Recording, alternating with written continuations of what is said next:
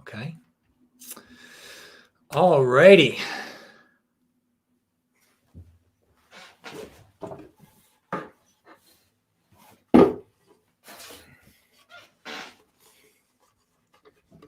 Let's see here. I think we're live, but of course, I did not correctly orient my camera. So my apologies to anybody who is dealing with me doing this in front of you right now. Sorry about my big weird face. There we go. Gotta get a.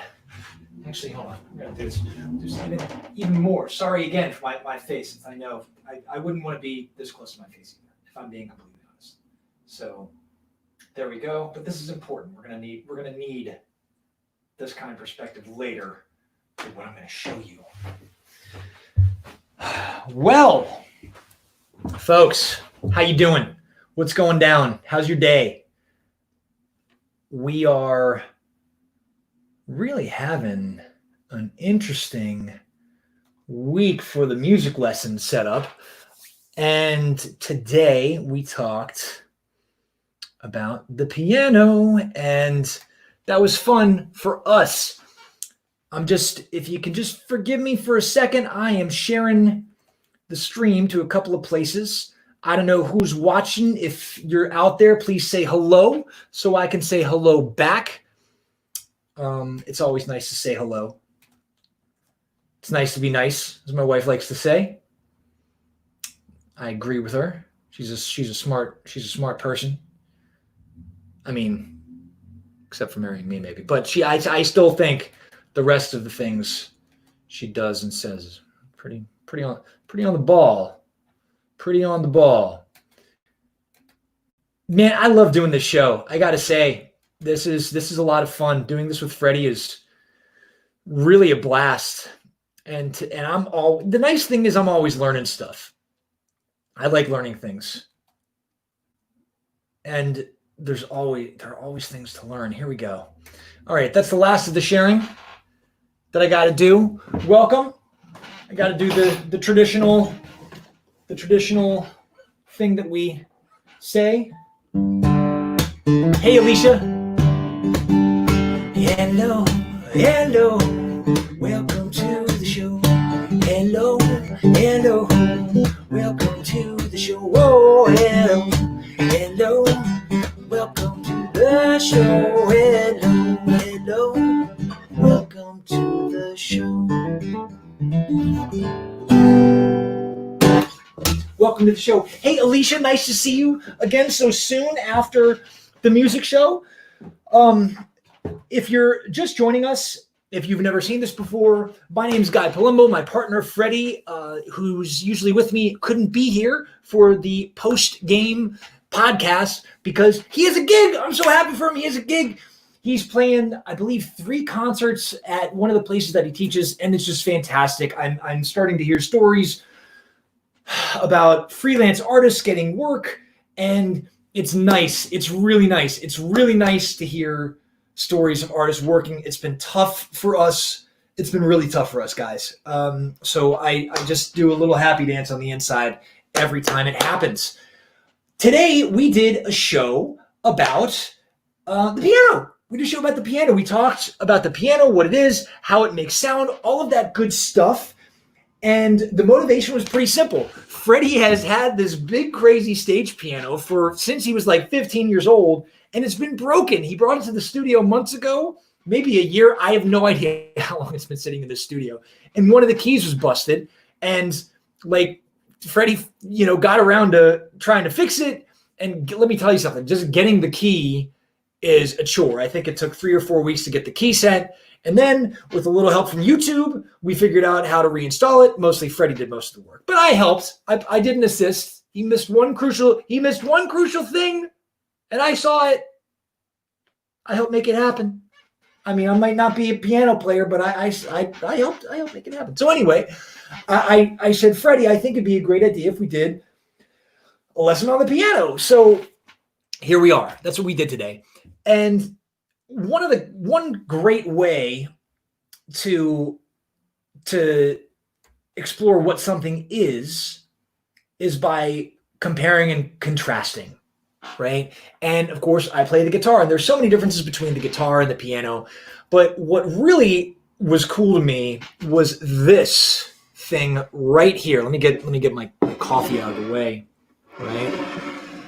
We were fortunate enough, there is a local piano shop called Klavier Kreisel that we called up and we asked them, hey, Klavier Kreisel, we're doing this thing. We're talking about the piano. And do you have an example of what the internal mechanism of how the hammers and the keys are struck? And they said, yeah, sure. Come on down. Let me move this.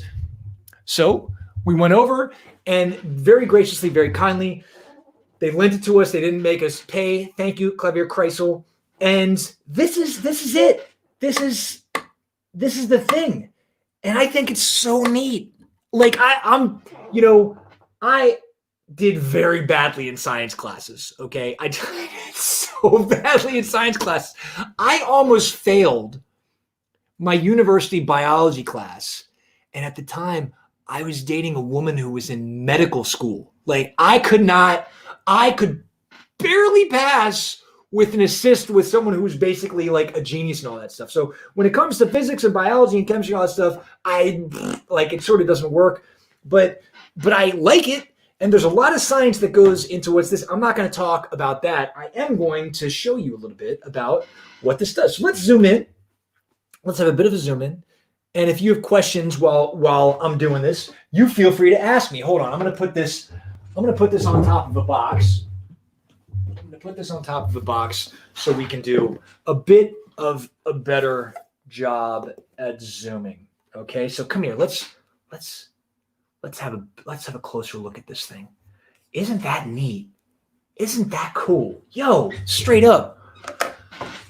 This is how an acoustic piano works, right? And I always get very fascinated when you press one button and a gazillion things are happening. Man, this is not high enough. Here, I'll do it like that. Holding carefully so it doesn't fall. If you really look here next to my big goofy face, right? Look at everything that's happening, right? You have this one lever jobby pushing this up, which then affects these other things, right? Like it's moving that. This bit here stops it from moving anymore. You've got this next part right here that's doing somehow rigged up to do a counter movement. So this damper gets released from the string. And that's how this works. And I am just unbelievable. I just think that's just unbelievable. It's the neatest thing. We live in an age where you can literally make music with your phone. Like there are people who are doing full productions with their phone, right? But it certainly wasn't always like that, was it? In order to make music, if we think about way back in the day, sorry, wrong way. Forgive me. If we think about way back in the day, before there were cell phones, before there were phones, before there were any of that stuff, all we had were acoustic instruments. And the science that goes behind this and the history that goes behind this, as I understand it, I believe the piano in the form that we know it was invented in the 1700s by an Italian person. But there are, of course, predecessors to the piano, one being the harpsichord. Now, one of the things we talked about during the show is that the piano allows you to do something that are called dynamics, right? You can exercise something called dynamics. What are dynamics? Dynamics are how sort of the note rings. So you can, if I press really hard on the piano, it's going to be a thunderous sound, but I can also press very, very softly. This is just a piece of metal that's hitting, so you can't really tell, but I think you know what I mean. If you just really soften the piano, it's going to be a soft sound. The harpsichord, if I understand correctly, the note was not hammered. It was, I think they used feathers and made them so that they were sort of like hooks, and they plucked the strings. So it didn't matter how hard you played on the harpsichord, the dynamic was always the same on the string. So it was really a massive technological jump to go from the harpsichord to the piano. Hey, Carol, nice to see you back. We got the my TikTok gang is here. What's up? I got my friend Alicia. What's happening? Carol, what's happening? We got England and Colombia in the house. Who else is out there? Please say hello if you're watching. You know, so that's an amazing thing. I try to do a little bit of research. You know, I've got kids, so there's only a certain amount of time that I can spend. If somebody knows this, I'd love them to tell me. But I feel like all of this, my guess is that all of this came from the harp. If you look at a baby grand piano, or a grand piano, or a baby grand piano, the way the strings are laid out, they're on this metal jobby. Hey, Pop, how you doing? Nice to see you. United States is in the house. That's great. So if you take a bird's eye view of a piano, you will see this metal jobby. I forget what it's called. Somebody can correct me. I've had too much coffee. I'm forgetting a lot of words. But you will see that the low strings are of course longer and thicker, and then the high strings are much shorter. And I think they're also thinner on a piano as well. But just like on a guitar, right? That note is very low. I don't know if you can tell. I'll try to zoom in. Forgive the face, right? But if we zoom in on my guitar here, okay, yeah, you can see that a bit. If we zoom on the guitar, you can see there's definitely a difference in the thickness of these strings, okay? That is very much intentional, okay? The thickness of that string and that string is much different. All right. And the way I change the note on these strings is by shortening them. So if I want to get a higher note, what I've essentially done by pressing it here is I have made the string so there's only this length. All right. A piano does that, but it's got 88 different strings, not 6. Wrap your head around that, okay? 88 different strings. And I've got to believe that some clever person looked at the harp and was like, man, I wonder what would happen if I put that inside a wooden box. Wouldn't that make it louder? And then they did it and they're like, oh man, now how do I get to the strings? I'm wondering, I love the evolution of that, because I got to tell you, if we started from zero, if we started civilization from zero, I wouldn't be able to invent that. If you just erased my brain and we had to just begin again, I would not make that jump to maybe I might figure out, hey, look, if you pull a string tight, it makes noise. But to put it in a box and create a mechanism this complicated to make the note, it's fascinating to me. It's the coolest thing. I could talk about it and learn about it all day long. All day long.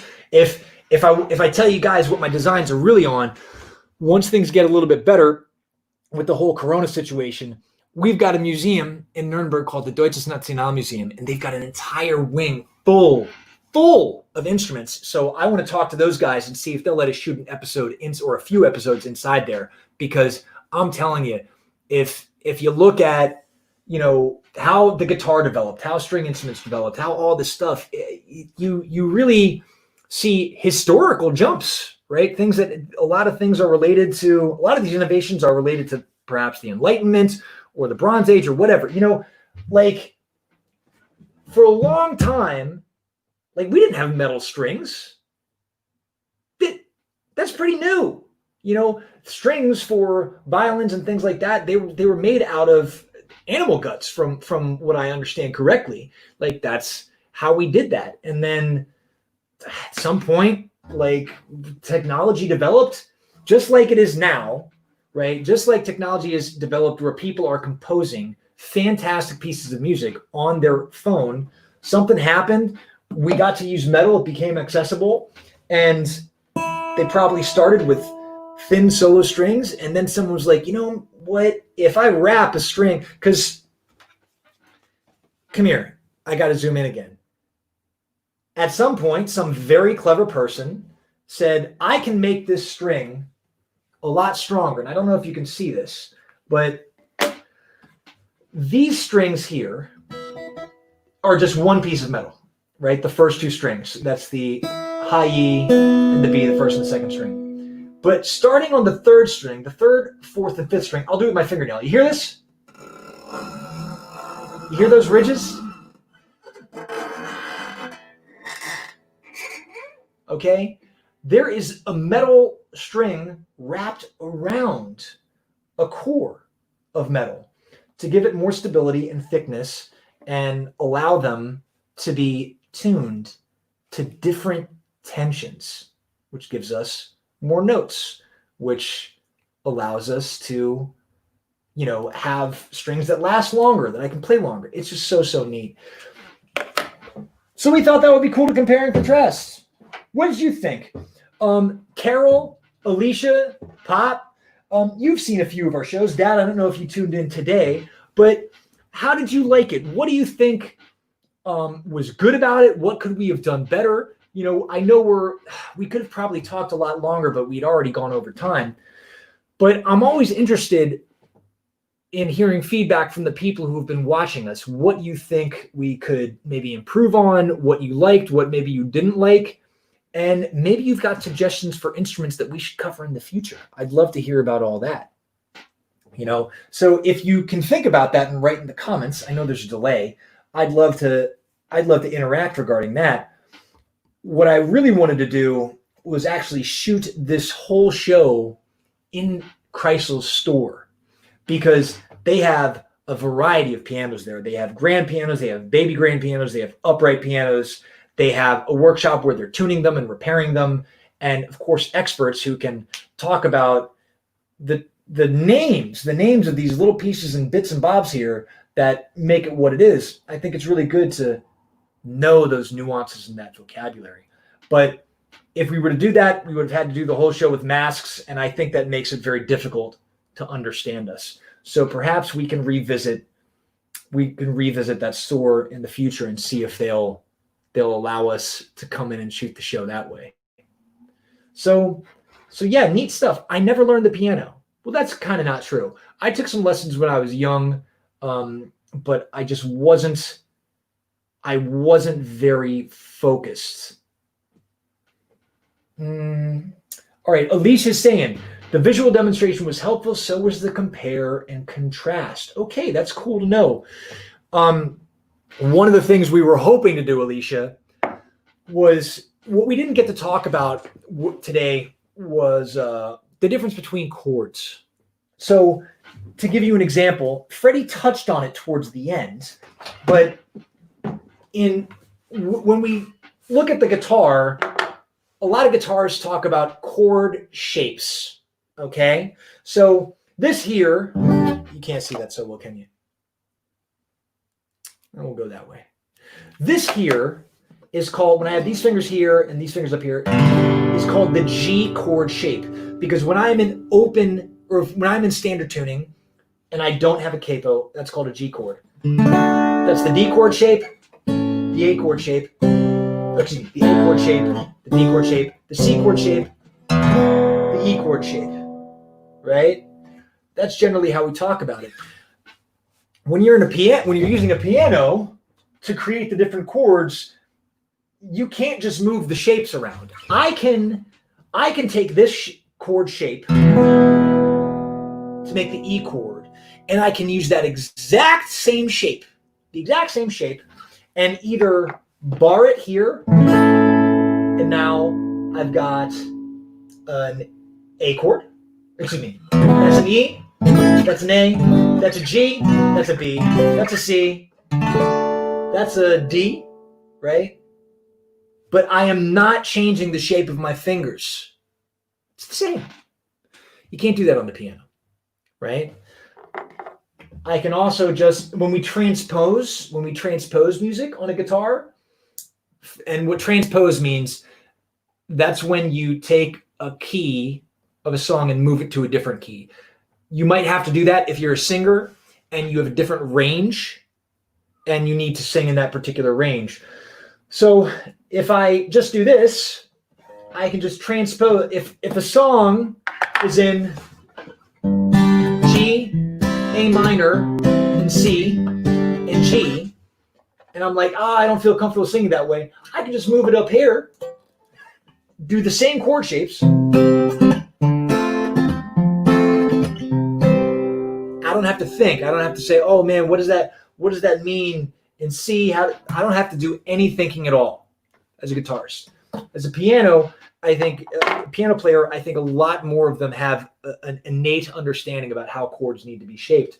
So that's a very interesting thing. What we wanted to do was give you a bird's eye view of the piano so that you can really get the gist of what that means. But the way our current setup is, we can only use one camera at a time. And I get really sketchy if I have to move the camera, because if cables jiggle, the signal goes out and it can all go kablooey. I hope by the end of this year, we have, when things stabilize for us, we can afford a few different things that would allow us to use multiple cameras, because I've got 2 GoPros that I'd love to use, but I can only plug in one camera at a time. In the future, we're going to see if we can make something like that happen. So Alicia, you would get even more a more dynamic visual demonstration. Pop, what'd you say? Sorry, you only got to see the last several minutes. What you saw and heard was quite interesting and well presented. Well, thank you, Pop. You've always been a very positive person when it comes to your observations about what we do. I really appreciate that. Yeah, so that's the long and the short of it, guys. We're really having fun with this. We hope those of you who are joining us are having fun. And like I said, we want you to be part of the journey. Like, we want you to be part of the show, part of the evolution of it all. There might be things that Freddie and I miss as musicians that you're curious about. It was, Alicia, your question about the pedals today was great. That added a wonderful layer to the entire lesson, and I'm really glad you asked that. And it's sometimes things we don't think about, that we miss, that we take for granted. So perhaps there are songs or cultures or instruments that you know about that we don't, that we'd love for you to tell us about.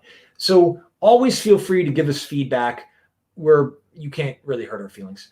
We'd like to implement it into the show. And that's what's up. So I've got a split. Thanks for jamming. I really hope you're having a great, great day. This was fun. And I kind of don't want to give this back. It's neat. Isn't that so neat? Golly. What do you think the guy who figured this out, like, how many emotions, or girl, I think it was a dude, but whoever figured this out, imagine the moment of joy that person had when they're like, I got it. And then they were like, oh no, I've got to do this 88 times. Oh my God. Oh my God. Can you imagine? Like, I would be supremely pleased, but then I would immediately be like, I've got to do this 88. Oh my God. Look at how many parts are in that. And that's not even to mention however those pedals work. Oh, that's bananas. We're gonna ask Chrysler if we can do a show in their shop. 100%. We're gonna see if that can happen. And if we can't, we'll find somebody who's got a grand piano that might be kind enough to let us into their home when everything calms down. So much love. You guys are the best. Doing this show lifts me up every single day and has given me a really great goal in life, which is to do this full time with my friend Freddie. Peace. You're wonderful. I'm out. Have a good one.